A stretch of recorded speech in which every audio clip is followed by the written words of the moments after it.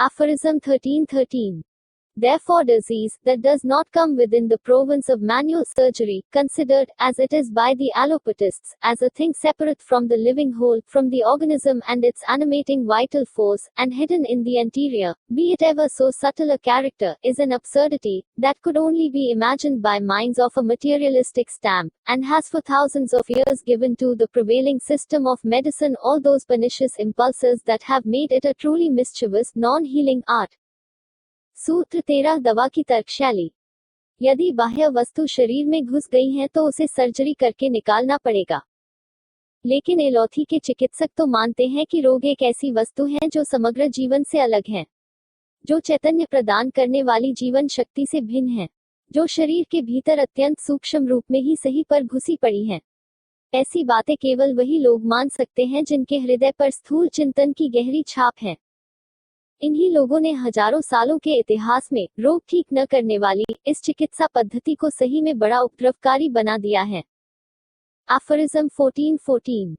There is, in the interior of man, nothing morbid that is curable and no invisible morbid alteration that is curable which does not make itself known to the accurately observing physicians by means of morbid signs and symptoms and arrangement in perfect conformity with the infinite goodness of the all-wise preserver of human life. सूत्र 14 दवा की तर्कशैली. जिस रोग को ठीक करना है वह रुग्ण के कहीं भीतर है, यह बात ठीक है, या रोगी के भीतर एक अदृश्य रोग का प्रादुर्भाव हो रहा है, ये भी सही है.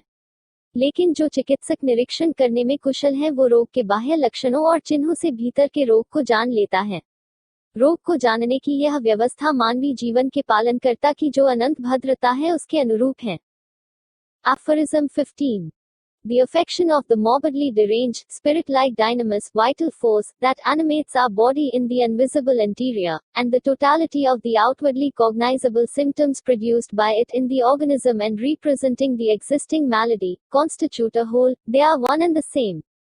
The organism is indeed the material instrument of the life, but it is not conceivable without the animation imparted to it by the instinctively perceiving and regulating dynamis, just as the vital force is not conceivable without the organism. Consequently, the two together constitute a unity, although in thought our mind separates this unity into two distinct conceptions for the sake of easy comprehension. सूत्र 15 दवा की तर्कशैली. जीवन शक्ति हमारे शरीर के भीतर चैतन्य प्रदान करती है. वही जीवन शक्ति जो अनुभूत किए जा सकते हैं ऐसे समग्र लक्षण बाहर भी प्रकट करती है. ये दोनों बातें वास्तव में एक ही हैं. शरीर जीवन का एक स्थूल उपकरण है, लेकिन उसका स्वभावतः नियमन और उसे अनुभव करने वाली जीवन शक्ति के बिना वह बोधगम्य नहीं हो सकता. उसी प्रकार जीवन शक्ति भी स्थूल शरीर के बिना बोधगम्य नहीं हो सकती. वस्तुतः स्थूल शरीर और जीवन शक्ति एक ही है, लेकिन कुछ बातें समझने के लिए उन्हें अलग माना जाता है. Aphorism 16. Our vital force, as a spirit-like dynamis, cannot be attacked and affected by injurious influences on the healthy organism caused by the external inimical forces that disturb the harmonious play of life, otherwise than in a spirit-like dynamic way, and in like manner, all such morbid derangements, diseases cannot be removed from it by the physician in any other way than by the spirit-like dynamic one, virtual, alterative powers of the serviceable medicines acting upon our spirit-like vital force, which perceives them through the medium of the sentient faculty of the nerves everywhere present in the organism, so that it is only by their dynamic action on the vital force that remedies are able to re-establish and do actually re-establish health and vital harmony. After the changes in the health of the patient cognizable by our senses, the totality of the symptoms have revealed the disease to the carefully observing and investigating physician as fully as was requisite in order to enable him to cure it.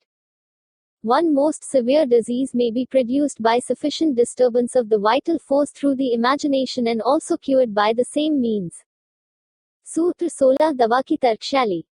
जब भी हमारी जीवन शक्ति पर शरीर के बाहर के उपद्रवकारी तत्वों का हानिकारक प्रभाव पड़ता है तो यह प्रभाव गतिशील और क्रियाशील होता है. गतिशीलता या क्रियाशीलता का अर्थ एक प्रभाव का दूसरे प्रभाव को और उसका किसी तीसरे प्रभाव को उत्पन्न करने से है. यह प्रभाव जीवन की लय और सुसंगति में बाधा उत्पन्न करता है. जब कोई रोग इस प्रकार की गड़बड़ी पैदा करता है तो उसे दूर करने वाली दवा भी गतिशील और क्रियाशील प्रभाव वाली होनी चाहिए.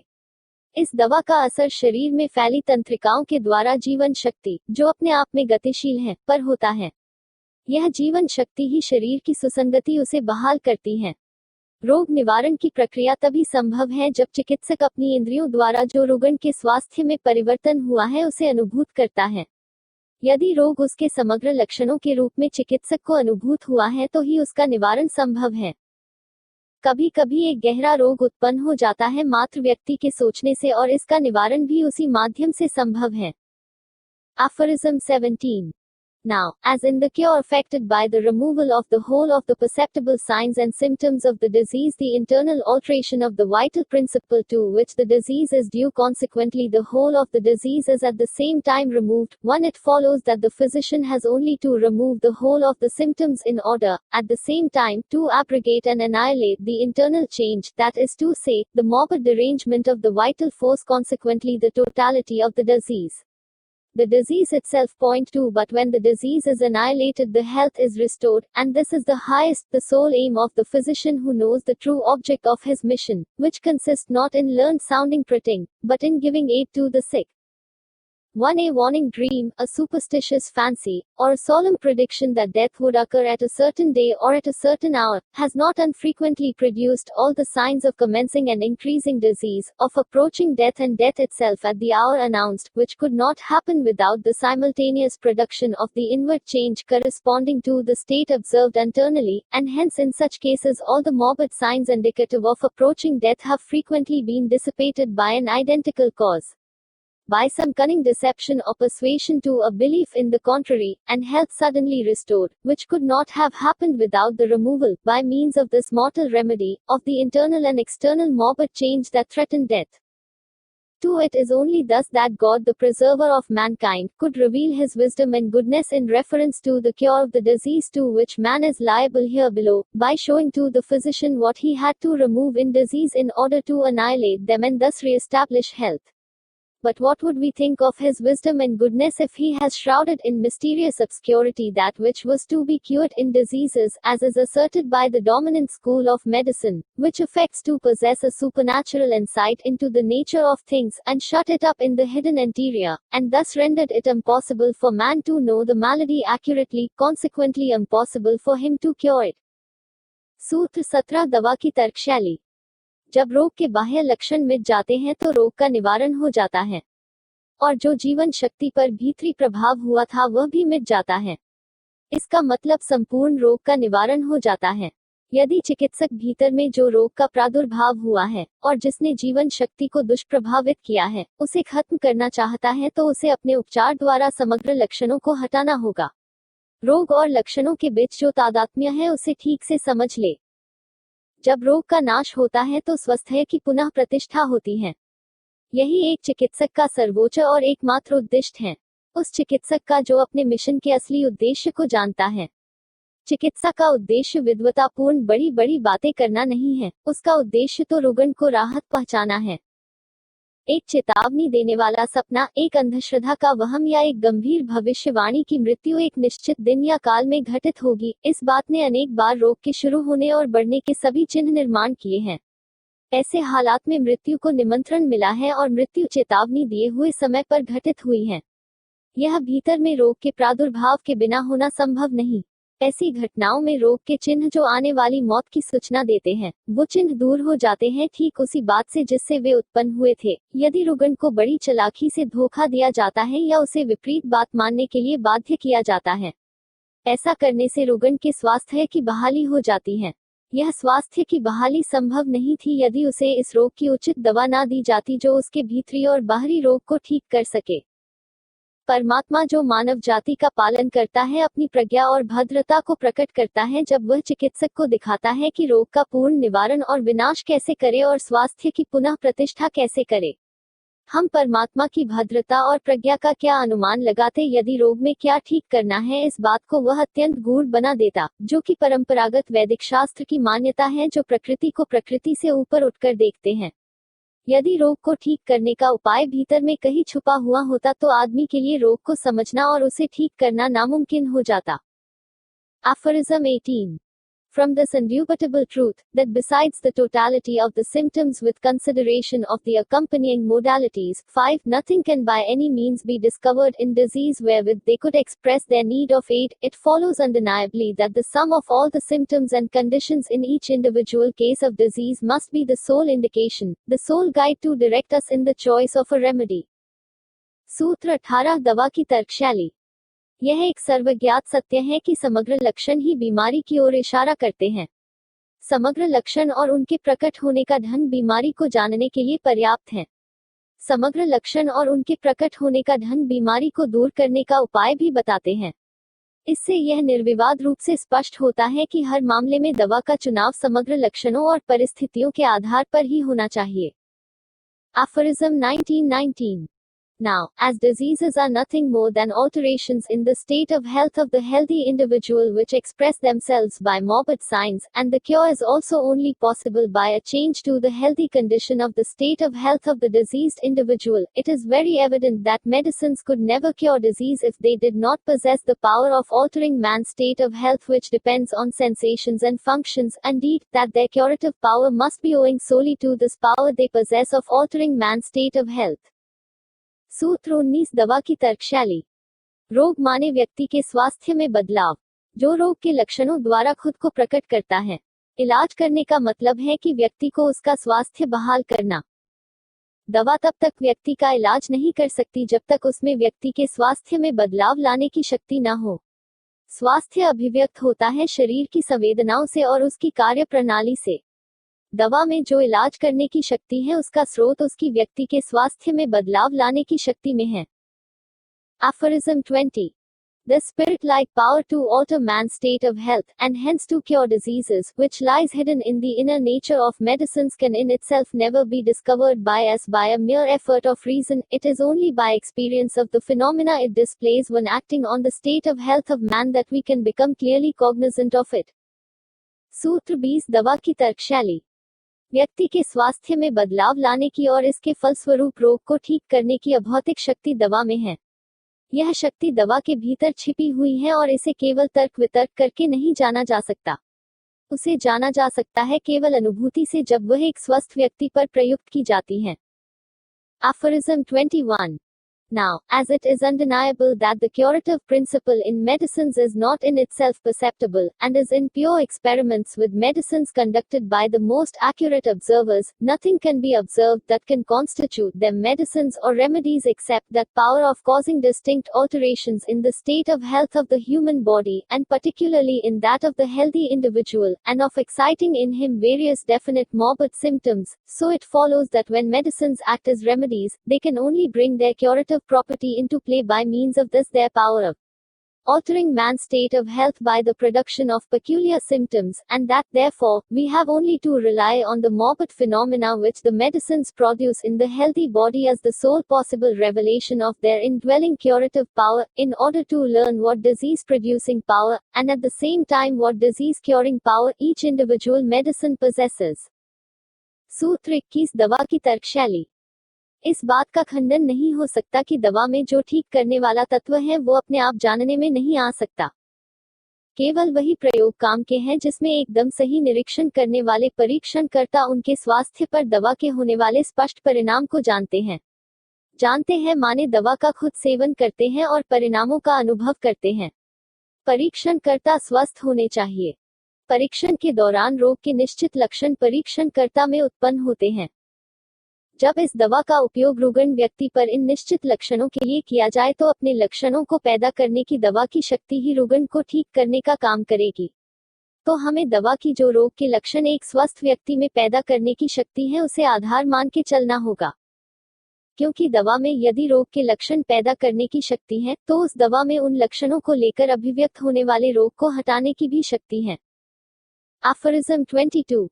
But as nothing is to be observed in diseases that must be removed in order to change them into health besides the totality of their signs and symptoms, and likewise medicines can show nothing curative besides their tendency to produce morbid symptoms in healthy persons and to remove them in diseased persons, it follows, on the one hand, that medicines only become remedies and capable of annihilating disease, because the medicinal substance, by exciting certain effects and symptoms, that is to say, by producing a certain artificial morbid state, removes and abrogates the symptoms already present, to wit the natural morbid state we wish to cure.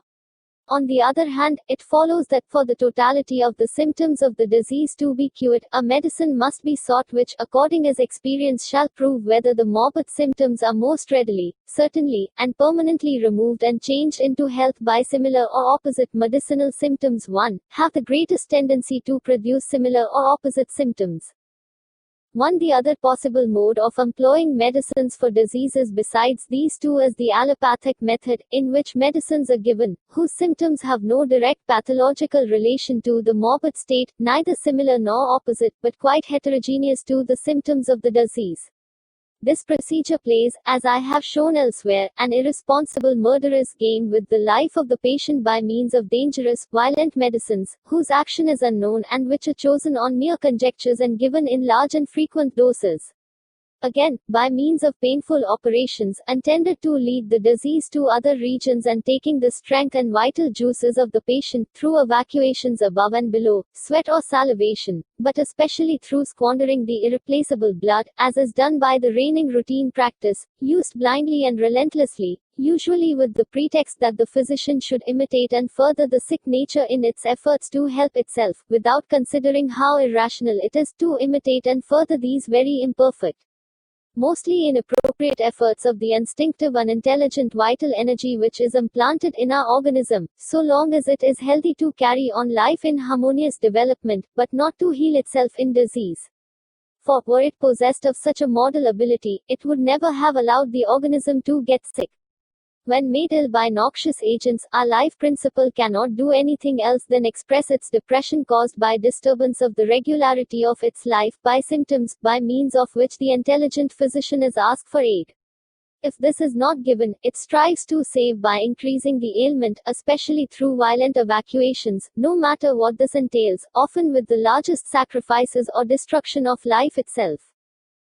For the purpose of cure, the morbidly depressed vital energy possesses so little ability worthy of imitation, since all changes and symptoms produced by it in the organism are the disease itself. What intelligent physician would want to imitate it with the intention to heal if he did not thereby sacrifice his patient? सूत्र 22 दवा की तर्कशैली। रोग में केवल एक ही बात है जिसका निरीक्षण करना चाहिए और जिसे हटाकर स्वास्थ्य में रूपांतरित करना चाहिए, और वो है रुगण के लक्षणों और चिन्हों की समग्रता।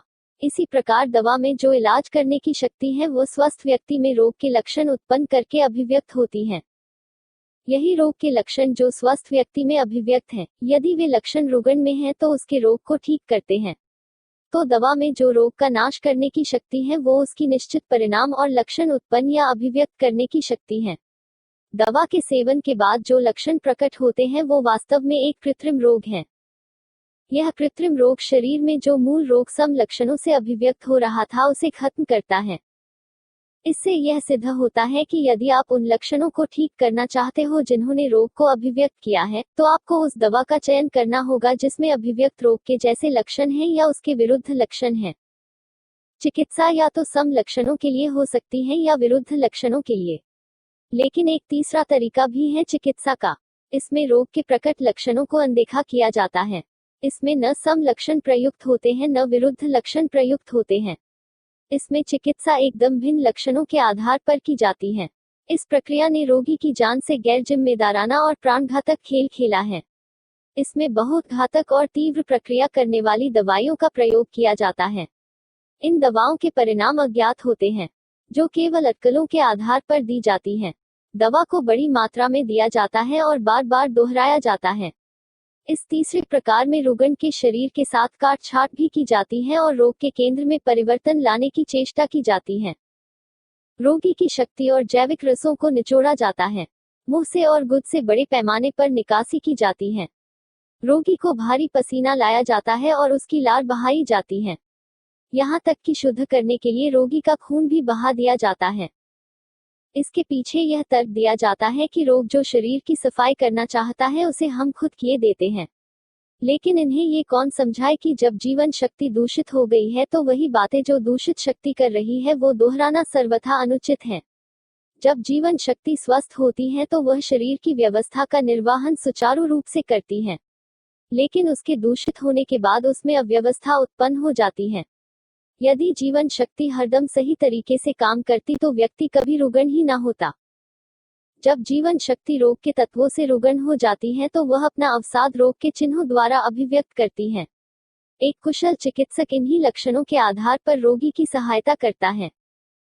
यदि चिकित्सक लक्षणों के आधार पर सहायता न करे तो जीवन शक्ति रोग के लक्षणों को तीव्र करते जाती है।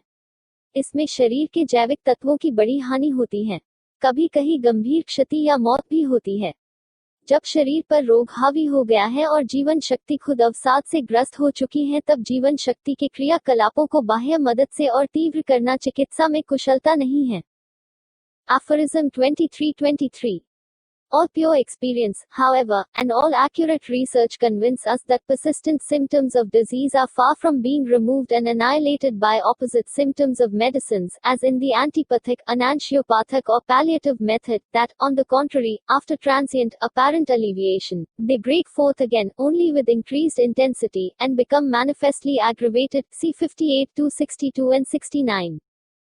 सूत्र 23 दवा की तर्कशैली। हालांकि जो हमारा शुद्ध अनुभव है और जो भी सटीक अनुसंधान हुए हैं वो हमें एक विश्वास दिलाते हैं। जो रोग के लगातार प्रकट होने वाले लक्षण हैं वो विरुद्ध भाव रखने वाले दवा के लक्षणों से न तो दूर होते हैं न खत्म होते हैं। विरुद्ध भाव रखने वाली चिकित्सा पद्धति थोड़ा बहुत उपशमन ही कर सकती है, लेकिन थोड़े सुधार के बाद में रोग के लक्षण अधिक तीव्रता से लौटते हैं और गंभीर रूप में प्रकट होते हैं।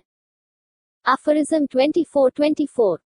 There remains, therefore, no other mode of employing medicines in diseases that promises to be of service besides the homeopathic, by means of which we seek, for the totality of the symptoms of the case of disease, a medicine which among all medicines, whose pathogenetic effects are known from having been tested in healthy individuals, has the power and the tendency to produce an artificial morbid state most similar to that of the case of disease in question. सूत्र 24. दवा का तर्कशास्त्र। दवा को प्रयोग करने का केवल एक तरीका है जो रोगी के लिए अत्यंत सेवाप्रद है, और वो तरीका है कि रोगी के लक्षणों की समग्रता को समझ लो।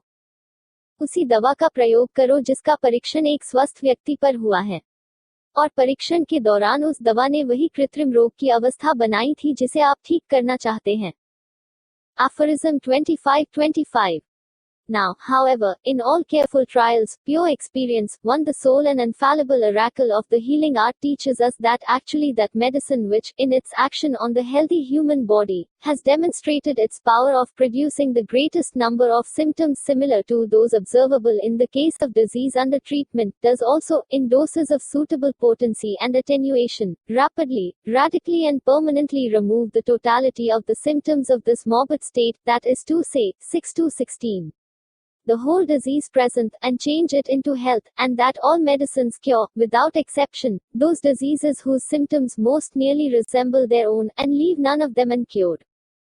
1. I do not mean that sort of experience of which the ordinary practitioners of the old school boast, after they have for years worked away with a lot of complex prescriptions on a number of diseases which they never carefully investigate, but which, faithful to their school, they consider as already described in works of systematic pathology, and dreamed that they could detect in them some imaginary morbofug matter, or ascribe to them some other hypothetical internal abnormality. They always saw something in them, but knew not what it was they saw, and they got results, from the complex forces acting on an unknown object, that no human being but only a god could have unraveled, results from which nothing can be learned, no experience gained. 50 years experience of this sort is like 50 years of looking into a kaleidoscope filled with unknown colored objects, and perpetually turning round, thousands of ever-changing figures and no accounting for them. सूत्र 25 दवा की तर्कशैली। जब भी ध्यानपूर्वक परीक्षण किए जाते हैं तो हमें विशुद्ध अनुभव मिलता है, जो हमें सिखाता है कि चिकित्सा के निम्नलिखित अंग होने चाहिए। जिस दवा ने स्वस्थ व्यक्ति पर अधिकतम लक्षण प्रदर्शित किए हैं, जो रोगी आपके सामने है उसके लक्षणों से वे मेल खाते हैं, उस दवा का प्रयोग आपको करना चाहिए। दवा की सही शक्ति और सही घोल की अवस्था में दवा का प्रयोग होना चाहिए। यदि ऐसा होता है तो व्यक्ति का रोग तेजी से, पूर्ण रूप से और हरदम के लिए उसके लक्षण समुच्चय के साथ दूर हो जाता है। इसका मतलब जो रोग था वो स्वास्थ्य में तब्दील हो जाता है। सभी दवाइयां बिना किसी अपवाद के ठीक करती हैं उन लक्षणों को जो लगभग दवा के लक्षणों से मेल खाते हैं। ध्यान रखिए कि दवा रोग के सभी लक्षणों को ठीक कर देती है। जो पारंपरिक औषध शास्त्र के मानने वाले चिकित्सक हैं वो ऐसा समझते हैं कि किसी अनुमानित रोग के तत्व या अंतर्गत गड़बड़ी के कारण व्यक्ति रोगन हुआ है। ऐसे चिकित्सक सालों तक अनेक अनुमानित रोगों पर मरीज को दवा खिलाते हैं। वो रोगी के लक्षणों को अनदेखा करते हैं और उन्हें चिकित्सा शास्त्र के ग्रंथों में जो रोग के बारे में बताया गया है उसके आधार पर वे चिकित्सा करते हैं। उन्हें कुछ तो दिखाई पड़ता है पर समझता नहीं है जो दिखता है। वो एक के बाद एक या अनेक दवाइयां एक साथ खिलाते रहते हैं। ऐसा करने से उन्हें परिणाम भी मिलते हैं। इन परिणामों को केवल भगवान ही समझ सकता है। इस प्रकार से दवा का प्रयोग करने से न तो चिकित्सक को कोई अनुभव आता है न उसे कुछ सीखने मिलता है। ऐसा चिकित्सक भले 50 साल भी चिकित्सा करता है तो उसे बहुरूप दर्शक नली में जैसे हर बार देखने से नई आकृति दिखती है और जैसे दो आकृतियों में कोई सामंजस्य नहीं बैठता, कुछ वैसा ही अनुभव होता है। Aphorism 26. This depends on the following homeopathic law of nature which was sometimes, indeed, vaguely surmised but not hitherto fully recognized, and to which is due every real cure that has ever taken place. A weaker dynamic affection is permanently extinguished in the living organism by a stronger one, if the latter, whilst differing in kind, is very similar to the former in its manifestations. Point 1. One thus are cured both physical affections and moral maladies. How is it that in the early dawn the brilliant Jupiter vanishes from the gaze of the beholder? By a stronger, very similar power acting on his optic nerve, the brightness of approaching day. In situations replete with fetid odors, wherewith is it usual to soothe effectually the offended olfactory nerves. With snuff that affects the sense of smell in a similar but stronger manner. No music, no sugared cake, which act on the nerves of other senses, can cure this olfactory disgust.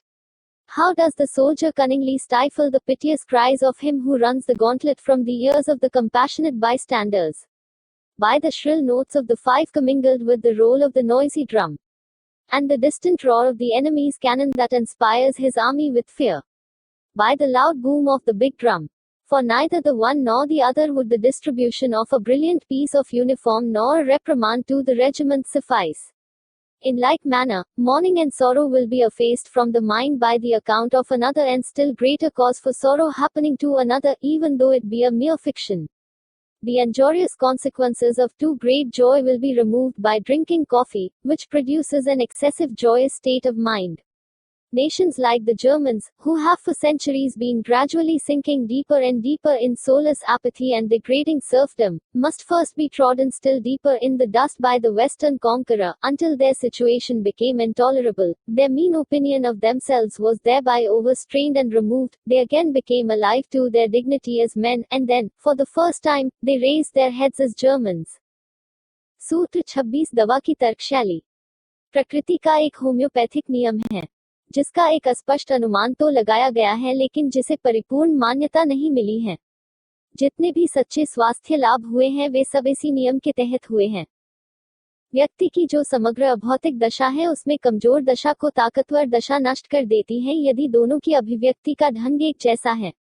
एक इस प्रकार शारीरिक और नैतिक दोनों तलों पर रोग ठीक हो जाते हैं।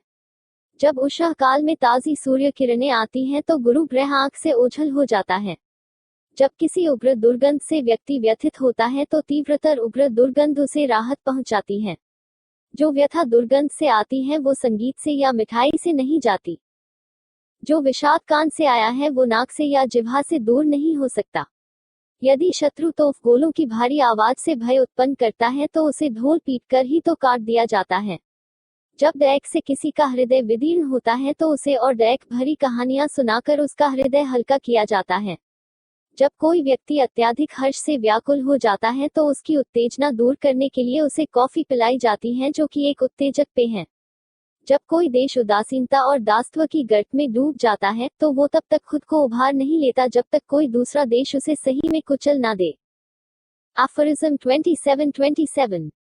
The curative power of medicines, therefore, depends on their symptoms, similar to the disease but superior to it in strength. 12-26, so that each individual case of disease is most surely, radically, rapidly and permanently annihilated and removed only by a medicine capable of producing, in the human system, in the most similar and complete manner the totality of its symptoms, which at the same time are stronger than the disease. सूत्र 27 दवा की तर्कशैली। दवा में जो ठीक करने की शक्ति है वो निर्भर करती है एक बात पर, क्या दवा के लक्षण रोग के लक्षणों से समरूप या सदृश हैं, और दूसरी बात क्या दवा की शक्ति रोग की शक्ति से प्रबल है। यदि ऐसा है तो आपके सामने जो वैयक्तिक रोग का मामला है वह निश्चित रूप से रोग की गहराई से तीव्र गति से और हमेशा के लिए खत्म हो जाएगा, विनष्ट हो जाएगा। लेकिन यह तभी संभव है यदि दवा व्यक्ति की संरचना में रोग के समरूप और समग्र लक्षणों से मेल खाने वाले लक्षण प्रकट करने में सक्षम है। दूसरी बात, दवा के लक्षण रोग के लक्षणों से प्रबल होने चाहिए। Aphorism 28:28. As this natural law of cure manifests itself in every pure experiment and every true observation in the world, the fact is consequently established. It matters little what may be scientific explanation of how it takes place, and I do not attach much importance to the attempts made to explain it. But the following view seems to commend itself as the most probable one, as it is founded on premises derived from experience. सूत्र 28 दवा की तर्कशैली। यह जो प्राकृतिक नियम है इलाज का वह सभी शुद्ध प्रयोगों में और सभी सच्चे अवलोकनों में प्रकट हुआ है। यह तथ्य प्रस्थापित हो चुका है। यह बात कोई मायने नहीं रखती कि इसका वैज्ञानिक स्पष्टीकरण क्या है, और मैं वैज्ञानिक स्पष्टीकरणों के प्रयत्नों को कोई महत्व नहीं देता हूँ। लेकिन जो दृष्टिकोण मैं आपको आगे बताने वाला हूँ इसकी संभावना सबसे ज्यादा है, क्योंकि यह दृष्टिकोण अनुभूति के आधार पर विकसित हुआ है।